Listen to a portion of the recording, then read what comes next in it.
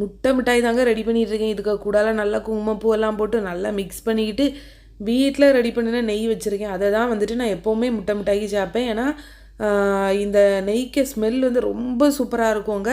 ஏன்னா என் பையனுக்கு எப்போவுமே வீட்டில் நெய் காய்ப்பேன். அதே மாதிரி தான் அந்த முட்டை மிட்டாய்க்கும் நான் வீட்டில் நெய்யை காய்ச்சிட்டு அதுக்கப்புறம் தான் இது செய்யறதுக்கே ஸ்டார்ட் பண்ணுவேன். நம்ம வீட்டில் நெய் செய்தோன்னு வச்சுட்டோங்களா, வெளியே உள்ள நெய் கண்டிப்பாக நம்மளுக்கு பிடிக்காது. ஏன்னா அதோட ஸ்மெல் வந்து ரொம்ப சூப்பராக இருக்கும்.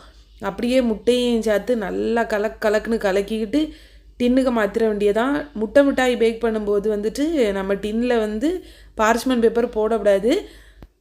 ஃபஸ்ட்டே குங்குமப்பூ போட்டுட்டேன் பார்த்துடுங்க. ஆனாலும் கலர் வந்துட்டு வரவே இல்லை. ஏன்னா அந்த இது ஹீட்டு பத்தாது. இப்போ அதுக்கப்புறம் மறுபடியும் பாலில் கொஞ்சம் குங்குமப்பூ மிக்ஸ் பண்ணிவிட்டு சேர்த்துருக்கேன். அப்போ தான் நல்ல ஒரு சூப்பரான கலர் இருக்கும். மாதிரி ஃப்ளேவருமே ரொம்ப நல்லா இருக்குங்க. இது கூட நம்ம ஏலக்காய் பொடி வேணாலுமே போட்டுக்கிடலாம். இதில் என்னென்ன பொருட்கள் நான் சேர்த்துருக்கேன்னு பார்த்தீங்கன்னா, சீனி, முட்டை, பால்கோவா, அதுக்கப்புறம் வந்துட்டு குங்குமப்பூ, நெய் இவ்வளோ தாங்க இதில் சேர்த்துருக்கோம். ஆனால் வந்துட்டு நம்ம முட்டையெல்லாம் அதிகமாக சேர்த்துட்டோன்னு வச்சுருங்களா, முட்டை மிட்டாய் ஒரு மாதிரி வேறும்.